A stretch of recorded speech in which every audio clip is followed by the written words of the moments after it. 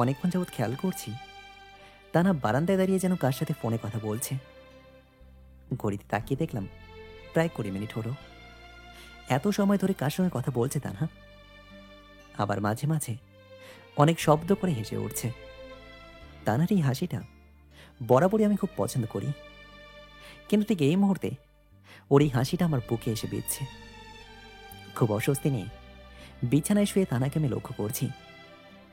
প্রায় আধ ঘন্টা পর তানা ঘরে আসার সাথে সাথেই আমি জিজ্ঞেস করলাম, এত রাতে কার সঙ্গে কথা বলছিলে? আরে নীলের সাথে। ওই যে তোমাকে বলেছিলাম না, কলেজ লাইফে আমাকে প্রপোজ করেছিল। ওর নাকি বিয়ের কথা চলছে, সেটা নিয়েই টুকটাক কথা বলছিলাম। একটা ছেলে তোমাকে কলেজ লাইফে প্রপোজ করেছিল, আর এখন তুমি বিবাহিত হয়ে এত রাতে তার সঙ্গে হাসি হাসি করে কথা বলছো? নিহান, তুমি এভাবে কথা বলছো কেন? আর ও তো শুধু আমাকে প্রপোজ করেছিল সেই কলেজ লাইফে। এখন তো আমরা শুধুমাত্র বন্ধু। তা না, যে ছেলে তোমাকে একবার প্রপোজ করেছে সে আর কখনো তোমাকে শুধু বন্ধু ভাবতে পারবে না। একজন ছেলে হয়ে ছেলেদের নেচার আমি খুব ভালোভাবেই জানি। দেখো নিহান, নীল ওই রকম ছেলে না। ও অনেক ভালো একটা ছেলে। আর তাছাড়া নীলের কিছুদিন পরে বিয়ে। ওর কি এখন এই কলেজ লাইফের প্রপোজ নিয়ে ভাবার সময় আছে? ও তাই নাকি? অনেক খোঁজ খবর রাখো দেখছি। প্রতিদিন কথা হয় নাকি তোমাদের? কী সব বাজে কথা বলছো? প্রতিদিন কেন কথা হবে? অনেক দিন পর আজ ফোন করলো। ও, একটা ছেলে এত রাতে তোমাকে ফোন করবে আর তুমি হাসাহাসি করে কথা বলবে, আর আমি তোমাকে এসব বললেই বাজে হয়ে গেল। আমি তোমাকে অফিস থেকে কখনো ফোন দিলে 5 মিনিটে বেশি কথা বলেছ, অথচ কলেজ লাইফে তোমাকে একটা ছেলে প্রপোজ করেছিল, তার সঙ্গে তুমি এত রাতে এতক্ষণ কথা বলছিলে, তাই না? মুখ সামলে কথা বলো। এইসব কোন ধরনের কথা? ছি, তোমার কি আমার উপরে বিশ্বাস নেই? আমি তানহাকে আরো অনেক কিছুই বলতে চেয়েছিলাম, কিন্তু তানা হয়তো আমার সঙ্গে ঝগড়া করতে চাচ্ছিল না। আর কেউ ঝগড়া করতে না চাইলে তার সঙ্গে একতরফা ঝগড়া করা যায় না। আমাকে আর কিছু বলার সুযোগ না দিয়ে তানা বালিশটা নিয়ে ফ্লোরে শুয়ে পড়ল। কিছুক্ষণ একা একা বকবক করে আমিও শুয়ে পড়লাম। সকালে ঘুম থেকে উঠে চোখ খুলে দেখি তানহা একেবারে আমার শরীরের সঙ্গে লেপ্টে আছে। তানার ঘুমানোর ভাব দেখে মনে হচ্ছে কোন একটা বাচ্চা ঘুমিয়ে আছে। একটা পা আমার উপর তুলে দিয়ে একদম কাঁচো মাচো হয়ে আমাকে জড়িয়ে ধরে শুয়ে আছে। তানার চুলগুলো ওর সারা মুখে এলোমেলো হয়ে আছে, তাই ওর মুখটা দেখাই যাচ্ছে না। আমি ওর মুখের উপর থেকে চুলগুলো সরিয়ে দিয়ে ওর মায়াবী মুখটা দেখছি আর ভাবছি, যে মেয়েটা একটু বেশি অন্ধকার হলেই ভয়ে আমাকে জড়িয়ে ধরে ঘুমায়, সেই আবার আমার সঙ্গে রাগ দেখে ফ্লোরে থাকতে গেছে। হয়তো শেষ রাতে ভয় পেয়ে আবার বিছানায় এসে আমাকে জড়িয়ে ধরে ঘুমিয়ে পড়েছে। আজকে তোমাকে অপরূপ সুন্দর লাগছে। কথাগুলো ভেবে আমি বিছানা থেকে উঠে গেলাম।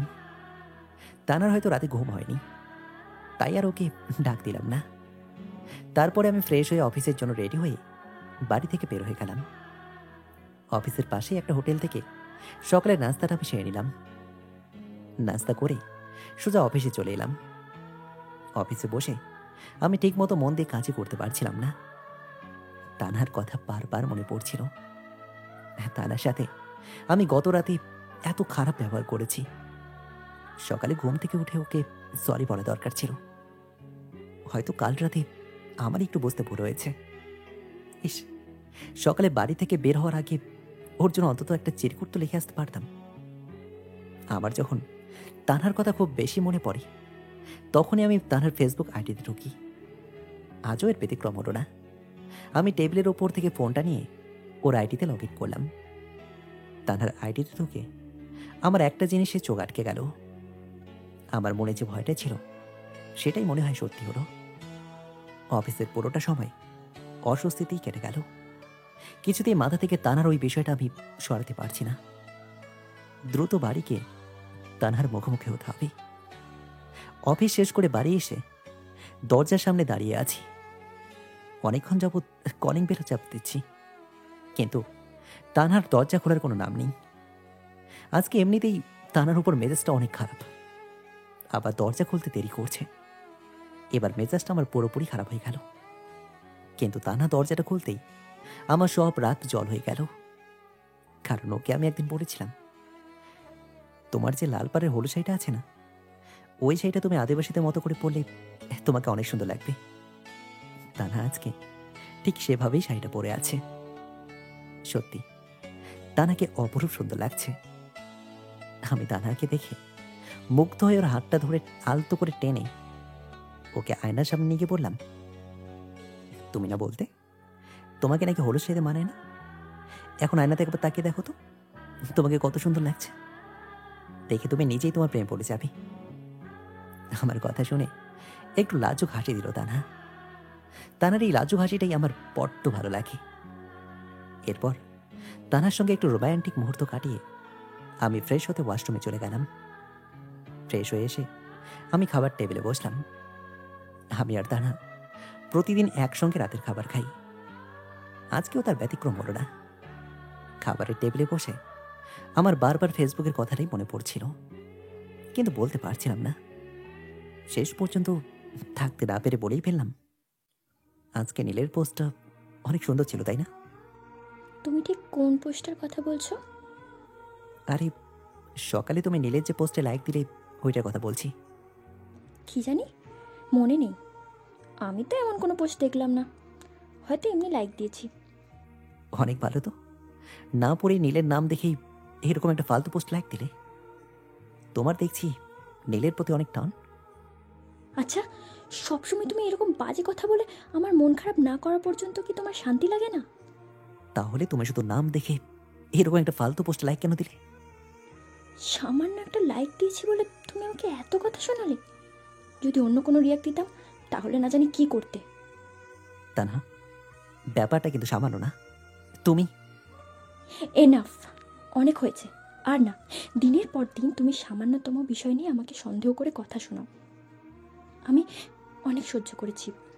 আর না, প্রতিটা দিন তোমার একে ওকে জড়িয়ে আমাকে কথা শোনাতে হবে। নিহান, এসব আমি আর নিতে পারছি না। এবার আমি মুক্তি চাই তোমার কাছ থেকে। মানে এসব কি বলছো তুমি? কিসের মুক্তি চাও তুমি? তানার কথাটা শুনে আমার বুকটা কেঁপে উঠল। আমি কখনোই ভাবতে পারিনি তানা এইরকম একটা কথা বলবে। নিহান, আমি মুক্তি চাই। আর থাকতে চাই না এই অশান্তিতে। আর রোজ রোজ তোমার এই সন্দেহ করা আমার আর ভালো লাগছে না। ওকে, তুমি যেটা ভালো মনে করো। এরপর কেটে গেল 7 দিন। আজ আমার আর তানহার প্রথম বিবাহবার্ষিকী, কিন্তু আমাদের ঘর সাজানো হয়নি, কেক আনা হয়নি, তানহাকে উপহার দেওয়ার জন্য কোনো গিফটও কেনা হয়নি, এমনকি কাউকে নিমন্ত্রণও করা হয়নি। আজকের এই দিনে এই মুহূর্তে আমরা কোর্টে বসে অপেক্ষা করছি ডিভোর্সের আবেদনপত্রে স্বাক্ষর করার জন্য। তানহা আমার কাছ থেকে এই মুক্তিটাই চেয়েছিল।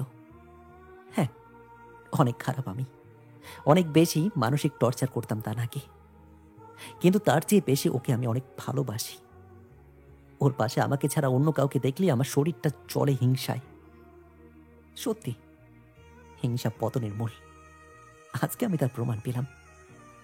অতিরিক্ত ভালোবাসাও অনেক খারাপ, কারণ অতিরিক্ত ভালোবাসলে মানুষটাকে আর নিজের করে রাখা যায় না। আর যখন ভালোবাসার মানুষটা চলে যায়, তখন হৃদয়ে ফেটে কান্না আসে। বেঁচে থাকার আশাটাই মরে যায়। টেবিলের উপর থেকে আমি কলমটা হাতে নিলাম, কিন্তু আমার হাতটা কাঁপছে। হ্যাঁ, অনেক বেশি কাঁপছে। তবু মনটাকে শক্ত করে আমার ভালোবাসার মানুষের বিবাহবার্ষিকীতে যাওয়া উপহারটা থেকে ওকে বঞ্চিত করতে পারলাম না। আমি মুক্তি দেব তানাকে আমার মতো জানোয়ারের ভালোবাসা থেকে। ডিভোর্সের আবেদনপত্রে স্বাক্ষর পাওয়ার পর নাকি কোর্ট 3 মাস সময় দেয় নিজেদের সিদ্ধান্ত যাচাই করার জন্য। আমাদেরকেও 3 মাস সময় দিয়েছে। কোর্টের কাজ শেষ করে একই গাড়িতে দুজনে বাড়ি ফিরছি। তানহা আমার পাশেই জানলার সিটে বসে আছে, একদম চুপচাপ। তানহা চুপ করে বসে আছে দেখে আমি নিজে থেকেও তানার সঙ্গে আর কোনো কথা বলিনি। দুজনেই কেউ কার সাথে কথা বলছি না। আমি শুধু চুপচাপ চোখের জল ফেলে যাচ্ছি। তানহা কি ভাবছি আমি জানি না, কিন্তু ওর জন্য আমার অনেক কষ্ট হচ্ছে। নিজেকে শেষ করে দিতে ইচ্ছে করছে। তানাকে ছাড়া আমার থাকতে হবে এই কথাটা আমি ভাবতেও পারছি না। যদি একবার সুযোগ পেতাম তাহলে নিজেকে একদম বদলে ফেলতাম, কিন্তু সেটাও হবে না আমি জানি। কারণ এই পর্যন্ত অনেকবারই নিজেকে বদলাতে চেয়েছিলাম, কিন্তু আমি পারিনি। আমি জানতাম তানহা এই 3টা মাস হয়তো আমার সঙ্গে এক বাড়িতে থাকবে না। ঠিক তাই হলো। তানহা বাড়িতে ফিরে ওর ব্যাগ গোছানো শুরু করে দিল। আমি দেখেই বুঝলাম যে আমার ভাবনাটাই ঠিক। তানহা ওর বাবার বাড়ি চলে যাচ্ছে। আজকে ঠিক 1 বছর হলো তানাকে আমার বউ করে নিয়েছিলাম, আর ঠিক 1 বছর পরেই তানা এই বাড়ি থেকে চলে যাচ্ছে। আমার অনেক ইচ্ছে করছে ওর হাতটা জোর করে ওকে আটকে রাখতে, কিন্তু এই অধিকারটা আমি হারিয়ে ফেলেছি আজকে। ছোট্ট একটা কাগজ আমার ভালোবাসার থেকে বড় হয়ে আজকে আমার সামনে দাঁড়িয়ে আছে। আমি শুধু দাঁড়িয়ে দাঁড়িয়ে তারা চলে যাওয়া দেখা ছাড়া আর কিছুই করতে পারলাম না। তানাকে ছাড়া সবকিছু যেন এলোমেল হয়ে গেছে। বাড়িটা যেন একদম নিস্তব্ধ হয়ে থাকে সবসময়। আগে তানা একাই এই বাড়িটাকে মাথায় তুলে রাখত, সবকিছু সুন্দর করে সাজিয়ে রাখত, কিন্তু আজকে এই বাড়িটা তার সৌন্দর্য হারিয়ে ফেলেছে। আমি এখনো প্রতিদিন অফিস থেকে বাড়ি ফিরে কলিং বেলে চাপ দিই, ভেতর থেকে কারো দরজা খুলে দেওয়ার আশায়, কিন্তু প্রত্যেক দিনই আমি নিরাশ হয়ে যাই। বাইরে থেকে দরজা খুলে ভেতরে আসতে হয়, আর বাড়ির ভেতর ঢুকলেই হতাশা আর তানহাকে না পাওয়ার আকাঙ্ক্ষা আমাকে ঘিরে ধরে। তানহা শুধু আমার শখের লাল পাড়ের হলুদ রঙের শাড়িটাই রেখে গেছে। আমি প্রায় রাতে ওটা হাতে নিয়ে বসে থাকি। শাড়িটার গায়ে আজও তানহার শরীরে ঘ্রাণ মিশে আছে। তানহা আমার প্রিয় জিনিসগুলো একটাও নিয়ে যায়নি, কিন্তু আমার সবচেয়ে প্রিয়ই তো ছিল তানহা, আর আজকে সে আমাকে ছেড়ে চলে গেছে। আমার এই অগোছালো আর বেহাল দশা দেখে পাশের আঙ্কেল আন্টি এসে আমার পাশে দাঁড়ালো। ওনারা আমাকে অনেক সান্ত্বনা দিচ্ছেন, কিন্তু পুরোটাই বৃথা যাচ্ছে। আমার মাথায় কারো কোনো কথাই ঢুকছে না। আমার সম্পূর্ণ শরীর জুড়ে শুধু তানহার চিন্তা। আমাকে না খেয়ে দেখতে শেষ পর্যন্ত আমার খাওয়া দাওয়ার দায়িত্বটা তারাই নিলেন। সকালের নাস্তাটা আমি বাইরের অফিসের পাশে একটা হোটেলে করি, আর দুবেলা ওনাদের অনার্স পড়ুয়া মেয়েটার রুমে এসে খাবার দিয়ে যেত। মেয়েটা দেখতে শুনতে অনেক ভালো, আমারও মোটামুটি অনেক ভালোই লাগে। মেয়েটার নাম হলো নিহা। এবার অনার্স দিতে বসে পড়ছে। প্রত্যেকদিন খাবার নিয়ে এসে বসে থাকে যতক্ষণ পর্যন্ত না আমার খাওয়া শেষ হবে। এটা সেটা নিয়ে গল্প করে আমার মন ভালো করার জন্য। আমার খাওয়া শেষ হলেও কিছুক্ষণ বসে থাকে, তারপর এটো প্লেটগুলো নিয়ে চলে যায়। ইদানিং মাঝে মাঝে পড়া বুঝে নেওয়ার জন্য রুমে আসে। দেখতে দেখতে 15টা দিন কেটে গেল। এর মাঝে একবারের জন্য তারা আমার সঙ্গে কোনো যোগাযোগ করেনি। আজকে আমার খুব জ্বর এসেছে। অফিস থেকে বাড়ি এসে বিছানায় আমি শুয়ে পড়লাম। জ্বরের ঘোরে কেবল তারার মুখটাই আমার চোখে ভাসছিল। ওর হাতের একটু স্পর্শ পেলেই হয়তো আমার জ্বরটা ভালো হয়ে যেত। আজ রাতেও নিহা খাবার নিয়ে আমার রুমে এলো।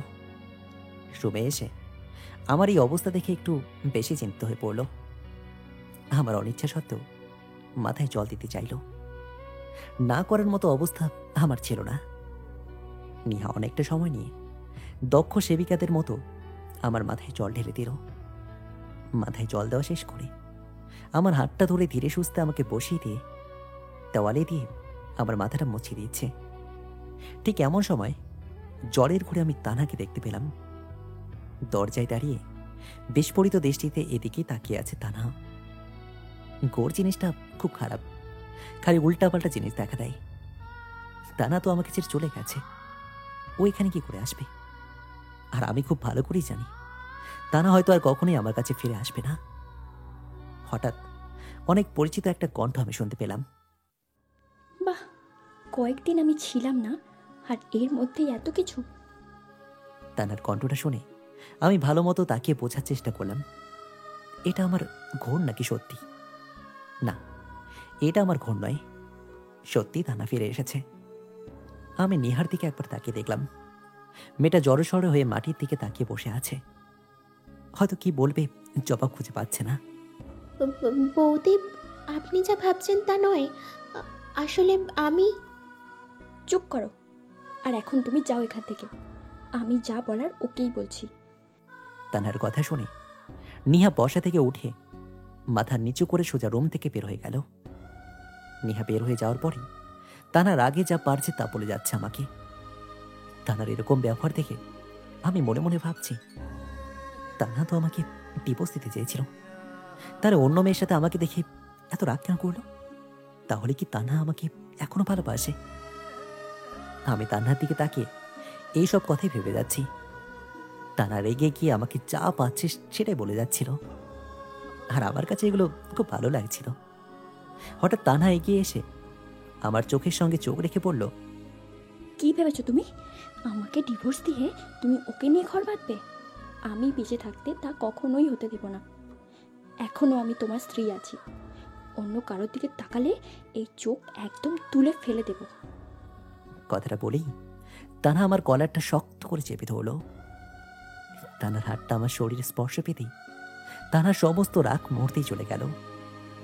তানহা অনেকটা আদরের স্বরে আমাকে বলল, নিহান, তোমার তো দেখছি খুব জ্বর এসেছে। হুম। আমার জন্যই এসব হয়েছে। এই কয়দিনে মনে হয় খুব কষ্টে ছিলে তুমি, তাই না? হুম। তাহলে আমাকে নিয়ে আসতে গেলে না কেন? আর জানোই যখন এত কষ্ট পাবে, তাহলে আমাকে চলে যাওয়ার সময় হাতটা ধরে আটকালে না কেন? সাহস হয়নি। ভেবেছিলাম হয়তো অধিকার হারিয়ে ফেলেছি। কে বলেছে তুমি কিছুই হারাওনি? চলে যাবে না তো আবার? না, আর কখনো তোমাকে ছেড়ে যাব না। আর তোমার বকাগুলোই যে ভালোবাসা, সেটা তো আমি আগে বুঝতে পারিনি। তুমি নীলের পোস্টে লাইক কেন দিতে? আরে, আমাদের গ্রামে নীল নামে একটা চোর ছিল। নীলের পোস্ট দেখলেই আমার ওই নীল চোরের কথা মনে পড়ে যেত, তাই লাইক দিয়ে দিতাম। তানার কথা শুনে আমি হেসে দিলাম, আর সঙ্গে তানাও হেসে দিল। আমি হাসছি আর মনে মনে ভাবছি, কোনো চোরকে আর কখনো আমার সংসার সুখ চুরি করতে দেব না। আর তানার মুখের এই হাসিটা আমি সারা জীবন দেখতে চাই।